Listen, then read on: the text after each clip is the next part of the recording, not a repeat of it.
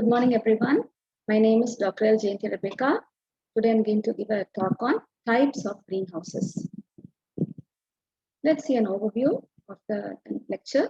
So first of all, I will talk to you on the types of greenhouse. Next is about the importance of greenhouse, then functions of greenhouse, and then components of a greenhouse. Let's see the types of greenhouses. The greenhouse structures of various types are used for crop production, and they are classified based on shape, utility, materials, and construction. Greenhouse types based on the shape. For the purpose of classification, the shape also is considered as a criteria for the classification.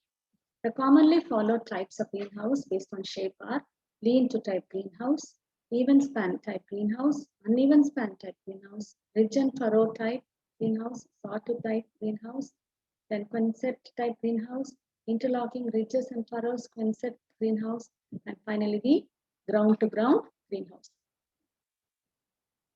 Lean-to type greenhouses.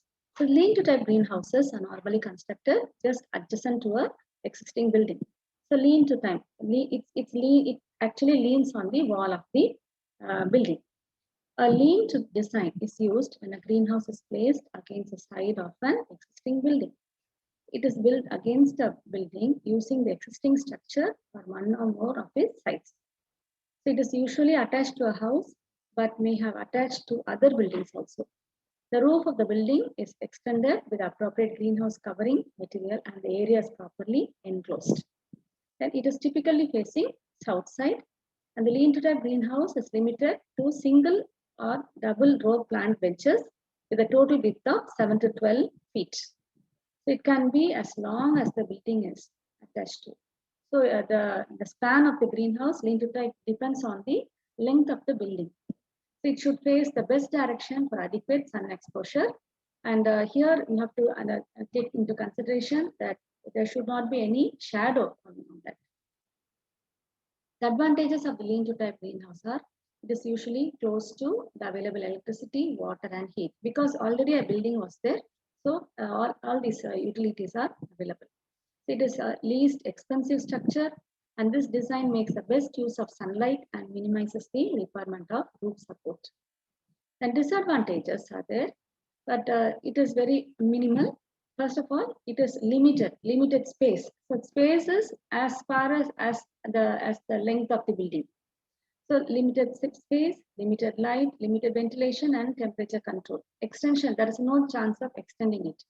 The height of the supporting wall limits the potential size of the design.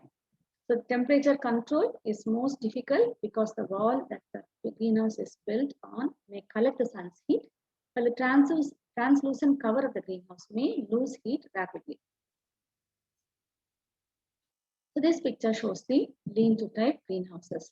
So you can see here two types. One is the curved eave. So the roof of the greenhouse is curved, whereas the next one you can see the straight eave. So that's a straight roof. The other one.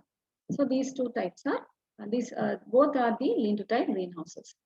Next is the even span type greenhouse. The even span is the same length or span of the roof. So even span is the standard type and full size structure. The roof slopes are of equal pitch and width. So this design is used for the greenhouse of small size and it is constructed on the ground level. So it is attached to a house at one gable end. So this also is attached to a house only. It can accommodate 2 or 3 rows of plant benches. The cost of an even span greenhouse is more than the lean-to-type, but it has greater flexibility in design and provides for more plants. Because of the size of this even span greenhouse and greater amount of exposed glass area, the even span will cost more to heat. So heat inside itself, you have to heat it. Suppose it is used for heating purpose, you have to heat it. So dissipation of heat is more here. The design has a better shape than the lean-to-type for air circulation to maintain uniform temperatures during the winter heating season. A separate heating system is necessary unless the structure is very close to a heated building.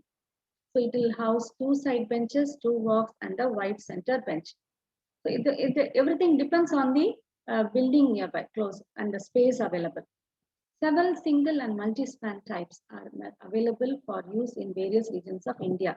Single span is nothing but single greenhouse, only one greenhouse. But multi-span is 2 or 3 greenhouses connected together. So for single span type, the span is varies from 5 to 9 meters, whereas the length is around 24 meters. The height varies from 2.5 to 4.3 meters. So this picture here you can see both a multi-span and a normal single span. The single span is the first picture and all you can see only one greenhouse with a roof with equal roof. Similarly, the next in the second picture you can see a multi-span type where 4 greenhouses are connected together. This is an uneven span type greenhouse, and this picture also shows uneven where the roof the slope is not even; it is uneven. The type of this type of greenhouse is mostly found in the hilly terrain, and the roof of unequal width make the structure adaptable to a side slopes of a hill. This type of greenhouse is seldom used nowadays as it is not adaptable for the automation. Ridge and furrow type greenhouse. So here ridge and furrow means the name indicates the roof is in the form of a ridge and furrow. Design of this type use 2 or more A-frame greenhouses connected to one another along the length of the eave. The eave serves as furrow or gutter to carry rain and melted snow away. So the side wall is illuminated between the greenhouses, which result in a structure with a single large interior. The consolidation of interior space reduces labor, lowers the cost of automation, improves personal management, and reduces fuel consumption, as there is less exposed wall area through which the heat escapes. The snow loads must be taken into frame specifications of these greenhouses, since the snow cannot slide off the roofs as in case of individual freestanding greenhouses, but melts away. In spite of the snow load, ridge and furrow greenhouses are effectively used in northern countries of Europe and in Canada and well suited to the Indian conditions. So this picture here you can see the ridge and furrow type greenhouses. You can see the ridge and furrow, and here the gutters or the furrows, the rainwater can be it won't stagnate. The sawtooth type greenhouse. So here you can see the roof in the shape of a sawtooth. These are similar, also similar to the ridge and furrow type greenhouse, except that there is provision for natural ventilation in this type. The specific natural ventilation flow path develops in a sawtooth type greenhouse. Quonset greenhouse. So this is a greenhouse where the pipe arches or trusses are supported by pipe purling running along the length of the greenhouse. So this is very commonly seen in many farmlands, and it's a very cheaper one, and you can use polythene here, more polythene and pipes. But the skeleton is made up of pipes. So in general, the covering material used for this type of greenhouse is polythene. Such greenhouses are typically less expensive than the gutter connected greenhouses and are useful when the small isolated cultural area is required. So these greenhouses are connected either in free-standing style or arranged in an interlocking ridge and furrow. So in the interlocking type, truss members overlap sufficiently to allow a bed of plants to grow between the overlapping portions of adjacent houses. So a single large cultural space thus exists for a set of houses in this type, an arrangement that is better adapted to the automation and movement of labor. So this picture shows the Quonset type greenhouse. You can see the bench pipes and all on the roof, and here you can see 2 openings for the greenhouse. Next is so far you saw the greenhouse based on shape. Now greenhouse based on the utility. So classification can be made depending on the functions or the utility, for what purpose this greenhouse has been constructed. Of the different utilities, artificial cooling and heating are most expensive and elaborate. So hence, based on this type, they are classified into 2 types: greenhouse for active cooling or active heating. So first of all, we'll see the greenhouse for active heating. So during the night time, air temperature inside the greenhouse decreases.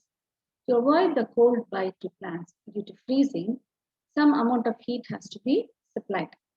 So the requirements for heating greenhouse depend on the rate at which the heat is lost to the outside environment. So your cladding material also should support this. Various methods are adopted to reduce the heat loss, namely using double layer polythene, thermopane glasses, which is two layers of factory sealed glass with dead air space, or to use heating systems such as unit heaters, central heat, radiant heat, and solar heating systems. The greenhouses for active cooling. So during summer season, it is desirable to reduce the temperatures of greenhouse than the ambient temperature for effective crop growth. So this active cooling is mostly found in hot areas or tropical areas. Hence, suitable modifications are made in the greenhouse so that large volumes of cooled air is drawn inside the greenhouse. So this type of greenhouse, it consists of either evaporative cooling pad with fan or fog cooling. This greenhouse is designed in such a way that it permits a roof opening of 40% and in some cases nearly 100%. So here it is not a must to maintain have air coolers inside. You can let out the hot air by opening the polythene at some places, or you can place some bench in the roof. The greenhouse based on construction. So this type of the type of construction predominantly is influenced by the structural material, though the covering material also influences the type. So higher the span, stronger should be the material, and more structural members are used to make sturdy structures. So higher the span means if the length is very high, tall, the wind also will be more. So we have to have a cladding material that will withstand that kind of wind. So it should be very sturdy. For smaller spans, simple designs like hoops can be followed. So smaller or shorter greenhouses, simple form of construction material can be used. So based on the construction, greenhouses can be classified as wooden framed structure, pipe frame structure, and truss frame structure. So this type of structures depends on the place also, location. So wooden frame structures.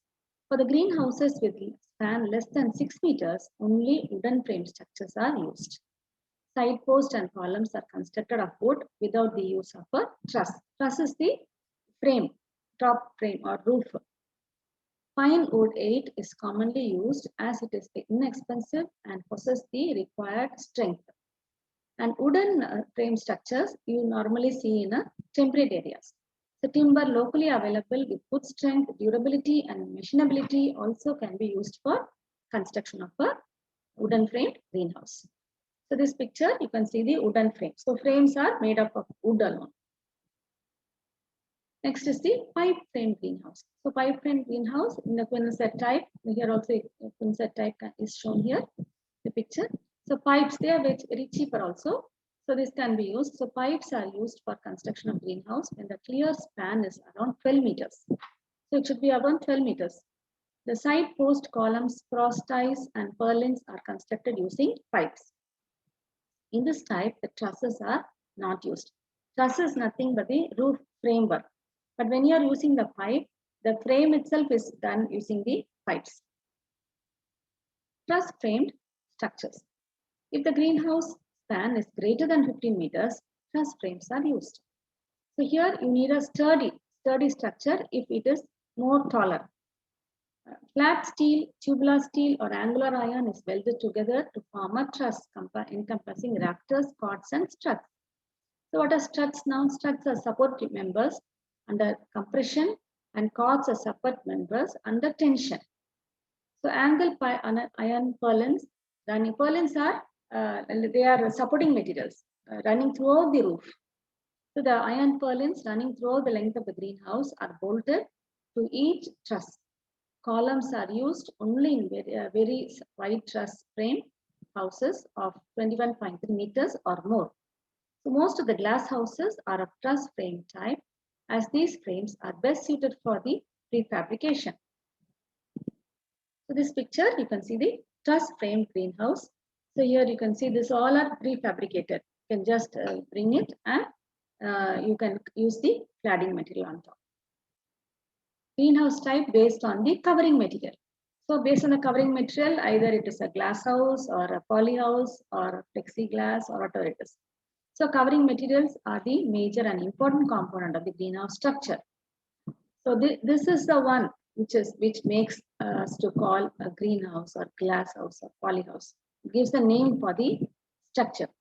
So covering materials have different influence, direct influence on the greenhouse effect inside the structure, and they alter the air temperature inside the house.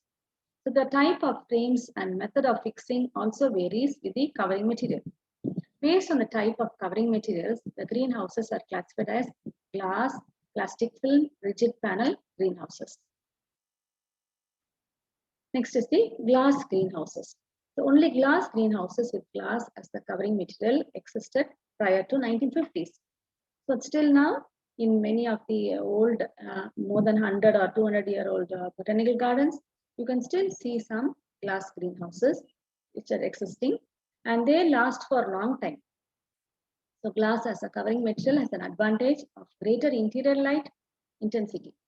These greenhouses have higher air infiltration rate, which leads to lower interior humidity and better disease prevention. The lean-to type, even span, ridge, and furrow type of designs are used for the construction of the glass greenhouse. So this picture, you can see the glass greenhouse, the structure for the glass greenhouse. Plastic film greenhouse. Flexible plastic films including polythene, polyester, PVC are used as covering material in this type of greenhouses.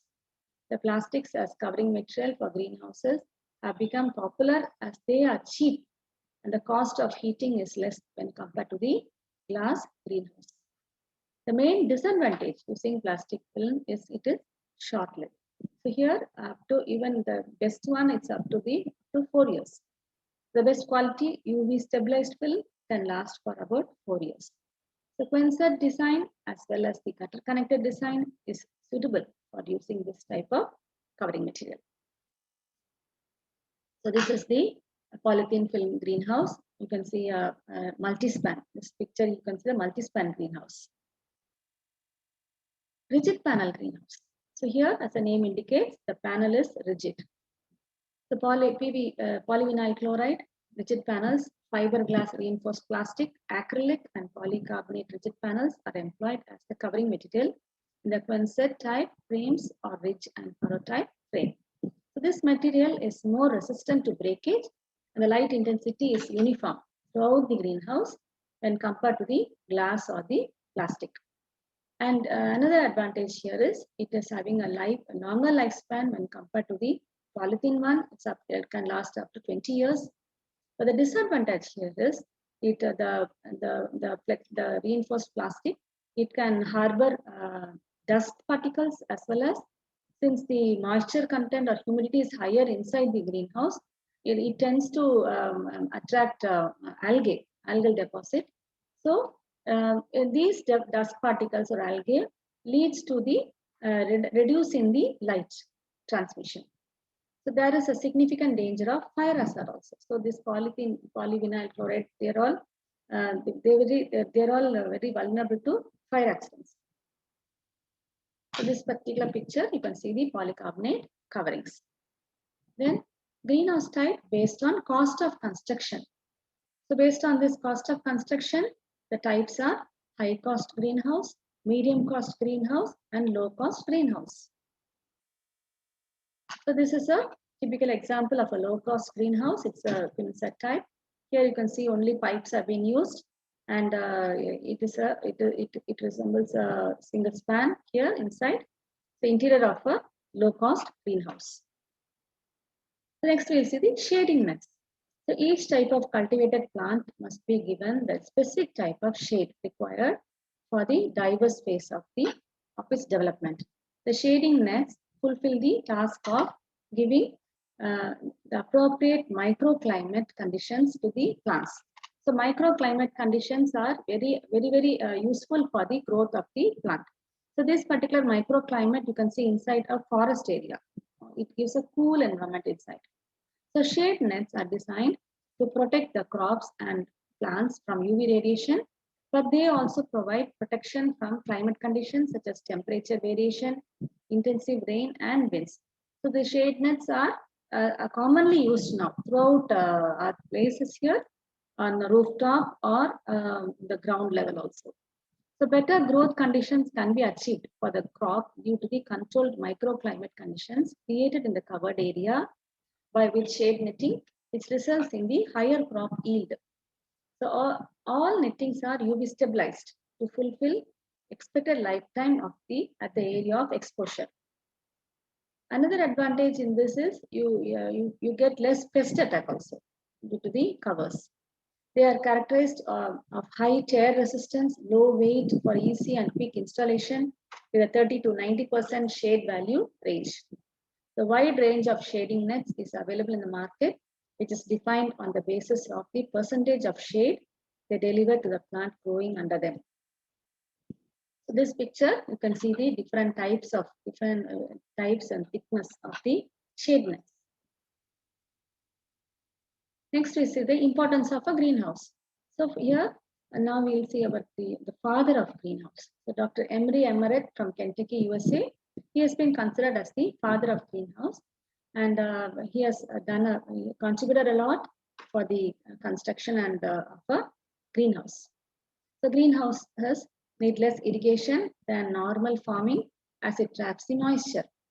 So reduces the duration of cropping and increases the quality of the crops. And the temperature and humidity are very effectively controlled as per the requirement of the plants. So this is a very, very good aspect when we go for research. So all the parameters under consideration for a particular research are controlled here. If growing, that is variation is less if we do any research inside a polyhouse. If growing high value crops, greenhouse is the best choice.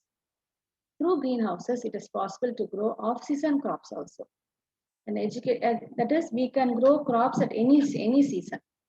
Educated youth can create opportunities for self-employment through the usage of the greenhouse. Next, protection against diseases, pests, and other vermins are also possible inside the greenhouse. It is very versatile as crops can grow in various climatic conditions. And good distribution of light inside the greenhouse is very good, useful. And energy efficient, optimizing the heat inside the greenhouse. Then control of microclimate, which I told you earlier also, establish the optimum environment for the cultivation. Then it has excellent ventilation, optimum sealing against rain and air, and increased production. Then what are the functions of greenhouse? Function is the yield may be 10 to 12 times higher than that of the outdoor cultivation, depending upon the type of greenhouse, type of crop, and environmental control facilities. The reliability of the crop increases under greenhouse cultivation. So ideally, it is suited for the vegetables and the flowering crops. The year-round production of floriculture crops. So off-season or throughout the year, you can get the yield of the crops.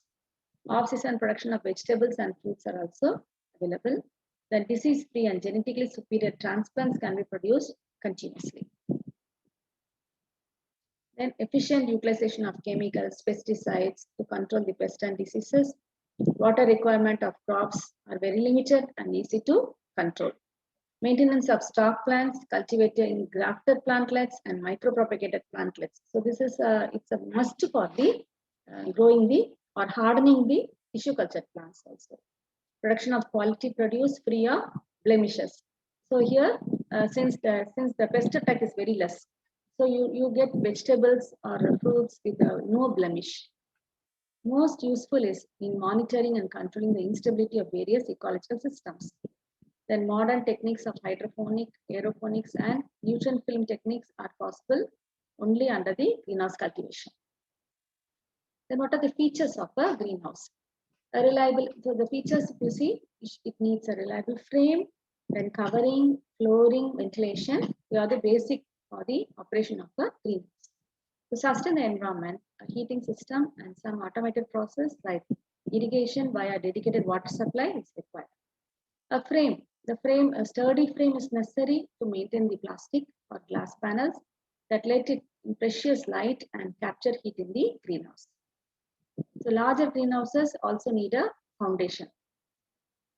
The frame can be made of any number of materials, the most common of which are the aluminum, wood, rigid PVC, and galvanized steel.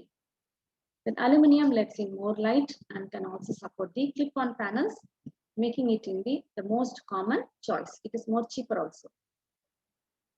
Then next to the covering or the cladding material. The glazed panels that cover greenhouses are specially designed to let in as much of light radiation, sun's radiation. So they also provide insulation and are impervious to deterioration from UV radiation and shatterproof. The panels can be made of heavy glass or any number of synthetic materials designed to maximize the heat exposure and to help reduce the heat loss.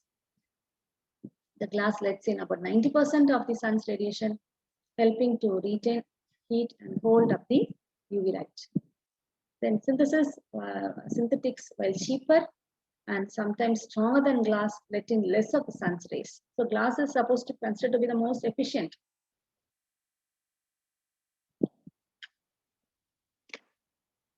Next is the truss material.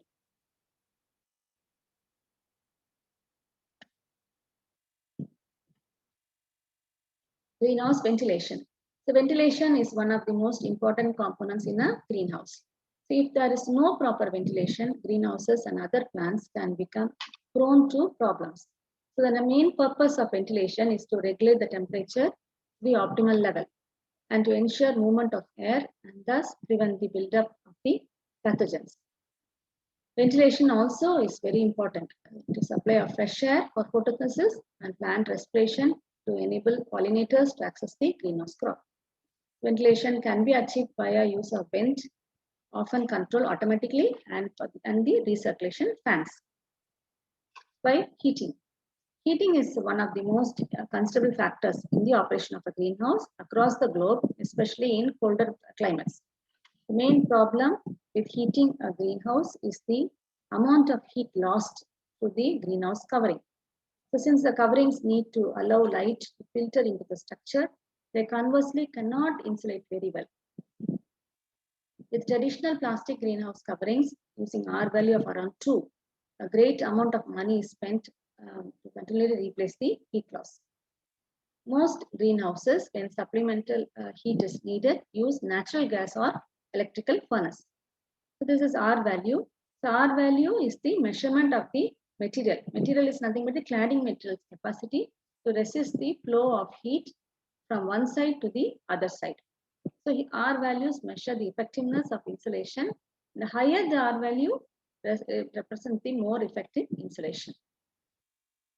The passive heating methods exist with which seek heat using low energy input. Solar energy can be captured from periods of relative abundance and released to boost the temperature during the cooler periods. So waste heat from livestock. These all are some kind of adjustment made instead of using a continuous heater. So you can use solar energy, you can use the waste heat which is released from a coop or a chicken coop or a pen. Electronic controllers are often used to monitor the temperature and adjust the furnace operation of to the conditions. So this can be simple as a basic thermostat, but can be more complicated in the larger greenhouse operations. Next is the watering system. So watering system, what are the irrigation methods used inside a greenhouse? So water is the most important element for plant growth, and the manual system watering is insufficient here. It won't be uniform. So when we water manually, the possibility is overwatering at many times. So some plants can drown when we supply too much water, and the other problem is you get more fungal infections when you water more. So in order to overcome this problem, automatic greenhouse watering system is used. So this is time controlled, and it can be manually operated or mostly by using some timers. Sensors such as temperature sensor and soil moisture detector are used to control the watering system in a greenhouse. So the system also has the capability to control the water level. So in drought-prone areas, a tank is used that acts as a reservoir tank in case of water problem. So in this tank, a sensor is used to ensure the water level and that is maximum level. So let's see a recap of this lecture. First, we saw the types of greenhouses based on shape, construction, then utility, and materials. Then we saw the importance of greenhouse, various methods, how it is used, and various functions of a greenhouse, and finally the components of a greenhouse. Thank you so much.